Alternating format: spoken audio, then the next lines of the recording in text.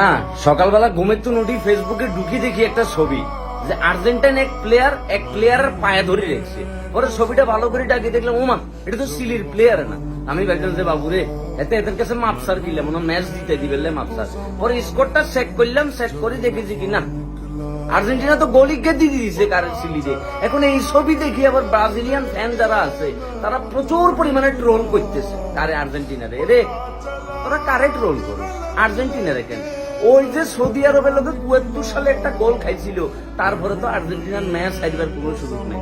খাইলে জয় জয় জয় জয়, তাদের জীবনে জয় ছাড়া আর কোনো কিছু না। আর আমরা অনেক ব্রাজিলিয়ান ফ্যান আছি যারা তাদেরকে ট্রোল করবার লাগে, গলা, কিডনি, গুদ্দা, ফুসফুস যা কিছু আছে ব্যাগ কিছু শুকাই ফেলছি, কিন্তু তাদেরকে ট্রোল করার সুযোগ পাইতেছি না। এখন এই যে ছবিটা যে আর্জেন্টাইন প্লেয়ার একটা সিলির প্লেয়ারের পা ধরে রেখেছে, এখন অনেকে যা কমেন্ট করতেছে শাহিন নটির বলারে ধরে ফেলছে। আমিও হুজুকে ভরি কমেন্ট একটা করে দিলাম, কিন্তু চিন্তা করি দেখো এই যে কোস্টারিকার লগে, শক্তিশালী কোস্টারিকার লগে আমাদের কি অবস্থা। আমরা কি ভাবছি তাদের লোকে জিততে?